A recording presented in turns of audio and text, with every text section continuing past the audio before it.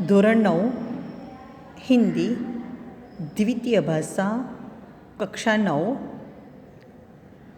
ગદ્ય 19 મહાકવિ કાલિદાસ ભાગ 3। વિદ્યાર્થી મિત્રો, પહેલાં અને બીજા વિડીયોમાં આપણે લેખક નરપત બારહટ હડવેચાના જીવન વિશે અને મહાકવિ કાલિદાસના બચપન વિશે, બાળપણ વિશેની વાત જોઈ।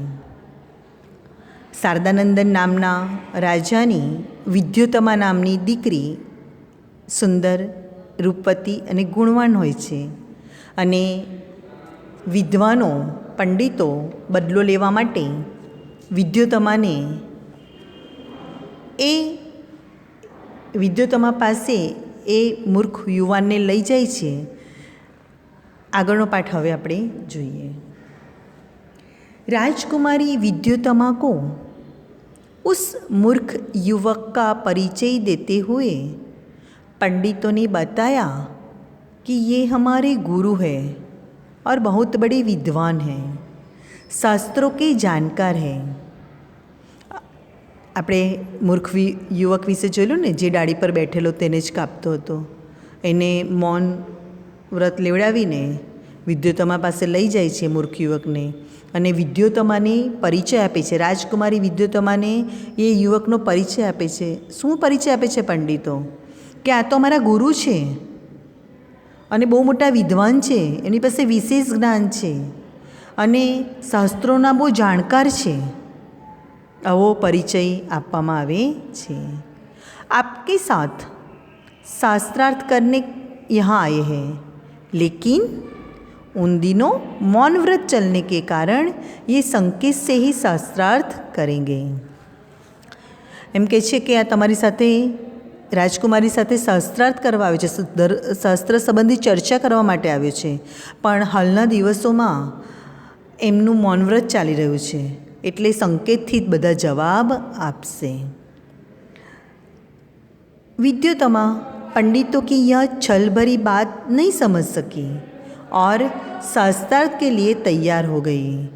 उसने युवक को एक उंगली दिखाई जिसका भाव था कि ईश्वर एक है। વિદ્યોતમા પંડિતોની આ છલભરી વાતમાં આવી જાય છે। એને ખબર નથી પડતી કે આ લોકો મારી સાથે કપટ કરી રહ્યા છે અને એ શાસ્ત્રાર્થ કરવા માટે તૈયાર થઈ જાય છે અને યુવકને એક આંગળી બતાવે છે। એ આંગળીનો અર્થ એવો હતો કે ઈશ્વર એક છે। उस मूर्ख युवक ने समझा कि यह मेरी एक आँख फोड़ डालना चाहती है। उसने 2 उंगलियां दिखाते हुए उसकी दोनों आँखें फोड़ डालने का संकेत किया। जो આપણે એ મૂર્ખ યુવક વિશે આજે આગળ જોયું છે, એ વિદ્યોતમા એક આંગળી બતાવે છે, તો આ મૂર્ખ યુવકને એવું લાગે છે કે વિદ્યોતમા મારી સામે એવું કહે છે કે તારી હું એક આંખ ફોડી નાખીશ। તો એ યુવક 2 આંગળી બતાવે છે કે હું તારી બંને આંખો ફોડી નાખીશ અને આ રીતે એ વિદ્યોતમાને જવાબ આપે છે। पंडितों ने इस संकेत का अर्थ विद्योतमा को समझाते हुए कहा, आपके प्रश्न के उत्तर में हमारे गुरुजी का कहना है कि ईश्वर और जीव 2 है। પહેલાં તો બધા પંડિતો હતા, વિદ્વાનો હતા, એમને તો જવાબ ખબર હતી, પણ એ જો યુવકનો જવાબ આપે તો પછી વિદ્યોતમા એની સાથે લગ્ન કરે ના કરે, તો એવું સમજાવે છે કે અમારા ગુરુજી એવું કહે છે કે એવો 2 આંગળી બતાવીને એવો સંકેત આપે છે કે ઈશ્વર અને જીવ 2 છે। હવે વિદ્યોતમા બીજો પ્રશ્ન પૂછે છે। इस बार राजकुमारी विद्योतमा ने 5 उंगलियां दिखाकर 5 तत्वों का संकेत किया। 5 तत्व એટલે જલ, પૃથ્વી, વાયુ, અગ્નિ, આ બધા જે તત્વો છે તે। આ 5 तत्वों संकेत કર્યો तो उस मूर्ख ने समझा कि वह मेरे मुंह पर तमाचा मारने का संकेत कर रही है। એને એવું લાગ્યું કે 5 આંગળીમાં એ તમાચો મારવાની વાત કરી રહી છે મને। उसने मुट्ठी बांधकर तमाचे का जवाब गुस्से से देने का संकेत किया। ગુસ્સે એટલે મુક્કો અને સંકેત એટલે ઈશારો. એણે આમ મુક્કો બતાવ્યો કે તું મને તમાચો મારશે તો હું તને શું મારીશ? મુક્કો મારીશ. બોલો, આ એક રાજકુમારી અને મૂર્ખ યુવક વચ્ચેની શાસ્ત્રાર્થની ચર્ચા. હવે પંડિતો વચ્ચે આવે છે અને पंडितों ने इस बार भी विद्योत्तमा को इस संकेत का अर्थ बताते हुए कहा, आपने 5 उंगलियों से 5 तत्वों का संकेत किया था, लेकिन हमारे गुरुजी का कहना है कि 5 तत्वों से मिलने से ही सृष्टि का निर्माण होता है, अलग अलग रहने से नहीं. આપણે જોઈએ છે કે પૃથ્વી પર વાયુ ને જળ ને પાણી ને અગ્નિ ને બધું છે, એનાથી બધું ભેગું થાય છે તો સૃષ્ટિનું સર્જન થાય છે ને, કોઈ એક વસ્તુથી તો થતું નથી. તો એનો આ જવાબ બતાવે છે કે અલગ અલગ રહેવાથી કશું થતું નથી. इस तरह उपरोक्त शास्त्र में विद्योत्तमा ने उस मूर्ख युवक से अपनी हार मान ली और दोनों का विवाह धूमधाम से पंडितों ने करवा दिया. વિદ્યોત્તમાને લાગ્યું કે હા, આ તો બહુ શાસ્ત્રમાં આગળ છે અને પોતાની હાર સ્વીકારી લે છે કે હા, હું તારી સાથે લગ્ન કરવા તૈયાર છું. અને રાજકુમારી વિદ્યોત્તમા એના લગ્ન પંડિતો ધામધૂમથી युवक साथे करावी दे छे. एक दिन की बात है, एक ऊँट की बोली सुनकर वह मूर्ख युवक अपना मौन व्रत भूलकर यक्कायक बोल उठा, उठ उठ. सहसा यक्कायक એટલે સહસા, તરત જ. એ યુવકનું તો મૌન વ્રત હતું. પંડિતો એને કીધેલું કે તારે બોલવાનું નથી, કારણ કે જે દિવસે બોલશે એ દિવસે તારી મૂર્ખતાની ખબર પડી જશે અને વિદ્યોત્તમા તને છોડી દેશે. એટલે અત્યાર સુધી તો એ મૂર્ખ હતો, પણ એક દિવસ અચાનક શું થાય છે કે ઊંટનો એ અવાજ સાંભળે છે અને તરત જ યકાયક એટલે તરત જ એ બોલી ઉઠે છે, ઉઠ્ર ઉઠ્ર. એટલે ઊંટ જે બોલે છે તે બોલી દે છે. ઘણા બાળકો પણ આવું કરતા હોય છે. પ્રાણીઓ, પક્ષીઓ, અમુક માણસોના અવાજ સાંભળે એટલે તરત એના આપણે એવું કહે છે કે ચાળા પાડે છે, તરત બોલી દેતા હોય છે. તો આ રીતે યુવકે પણ એની આદત પ્રમાણે બોલી દીધું. હવે શું થાય છે? उसको बोलते सुनकर विद्योत्तमा चौंक उठी. હમણાં સુધી તો વિદ્યોત્તમાને એવું જ હતું કે એનો પતિ તો બહુ વિદ્વાન છે. હવે જ્યારે એણે આ શબ્દ સાંભળ્યો અને એ ચોંકી ઉઠી કે અરે, આ તો બોલી પણ શકે છે. અત્યારે એનું તો મૌન વ્રત હતું, પણ કેમ બોલ્યા? उसे पता चला कि उसका पति कोई विद्वान पंडित नहीं बल्कि बहुत बड़ा मूर्ख है. હવે વિદ્યોત્તમાને ખબર પડી ગઈ.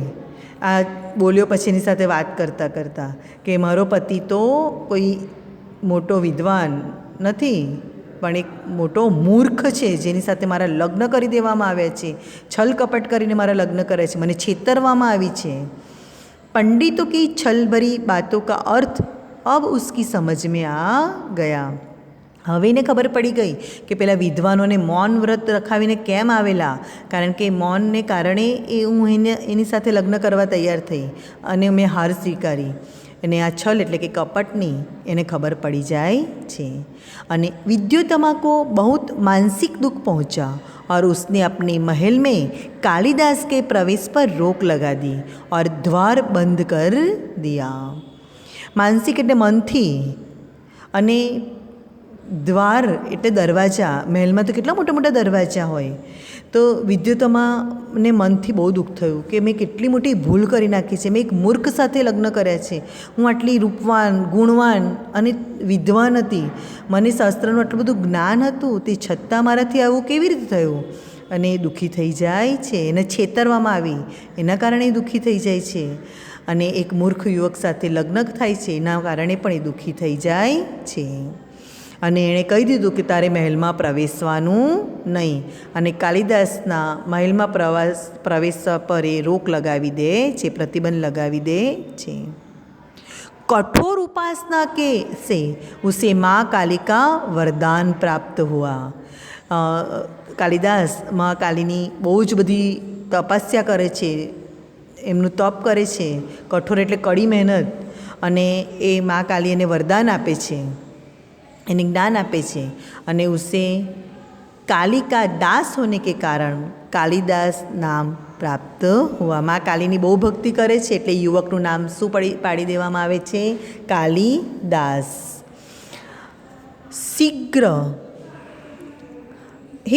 शीघ्र की कालिदास सारी विद्याओं को सीखकर प्रवीण हो गए। शीघ्र એટલે તરત જ અને પ્રવીણ એટલે કુશળ। આ બધી વિદ્યાઓની વાત સાંભળીને કાલિદાસ एकदम प्रवीण થઈ જાય છે। राजनीति, धर्मशास्त्र और साहित्य का अच्छा ज्ञान प्राप्त कर वह फिर से विद्योत्तमा से के पास लौटे। હવે કાલિદાસ તો પ્રવીણ થઈ જાય છે અને બધી ભાષાઓમાં બોલવાનું જ્ઞાન પ્રાપ્ત કરે છે, રાજનીતિનું જ્ઞાન પ્રાપ્ત કરે છે, ધર્મનું જ્ઞાન પ્રાપ્ત કરે છે, ધર્મશાસ્ત્રનું, સાહિત્યનું જ્ઞાન પ્રાપ્ત કરે છે અને પછી એ પાછો कालिदास ए युवक विद्योत्तमानी पासे आवे छे। द्वार तब भी बंद था, दरवाज़ा हजू पण बंद था। कवि ने अपने विद्वान होने के प्रमाण स्वरूप संस्कृत में द्वार खोलने के लिए विद्योत्तमा से प्रार्थना की। હવે દ્વાર બંધ હતા। હવે તો એ મૂર્ખ યુવાન તો મહાકવિ કાલિદાસ બની ગયેલા અને એમને તો શાસ્ત્રનું બહુ બધું જ્ઞાન હતું એટલે એ સંસ્કૃત ભાષામાં એની પત્ની વિદ્યોત્તમાને પ્રાર્થના કરે છે। અનાવૃત કપાટ દ્વાર દેહી, એની પત્નીને કહે છે અનાવૃત કપાટ દ્વાર દેહી, આ બંધ દ્વારને ખોલો, બંધ દ્વાર ખોલી દો। अंदर से पत्नी विद्योत्तमा ने पूछा अस्ति कश्चित् वाक्विशेषः, अस्ति कश्चित् वाक्विशेषः, वाणी में कुछ विशेष है। इस पर महाकवि कालिदास ने क्रमशः एटले क्रममा कुमार संभव, मेघदूत और रघुवंश की रचना विद्योत्तमा को सुनाई। आ त्रण एमना ग्रंथो छे, कुमार संभव, मेघदूत और रघुवंश। आ रचना एटले एमनी जे साहित्य एमणे लख्युं ते અને એના વિશે વિદ્યોત્તમાએ ने कालिदासे संभळाव्युं। विद्योत्तमा को जब उनके पंडित होने का विश्वास हो गया तो उसने द्वार खोलकर महाकवि का स्वागत किया। आटली बधी चर्चा करी, आटલું બધું એણે સાંભળ્યું આ ત્રણ ગ્રંથો વિશે એટલે વિદ્યોત્તમાને લાગ્યું કે ના ખરેખર એનો પતિ હવે પંડિત બની ગયો છે અને એને તો વિદ્વાન પતિ જ જોતો હતો એટલે એ ખુશ થાય છે અને દરવાજા ખોલી નાખે છે અને મહાકવિ કાલિદાસનું સ્વાગત કરે છે। અહીંયા સુધીનો પાઠ તમને સમજ પડી જ ગઈ હશે। પાઠ ફરી એકવાર વાંચી લેજો, શબ્દાર્થ નોટમાં લખી લેજો અને આગળનો પાઠ હું તમને આવતા વિડીયોમાં સમજાવીશ।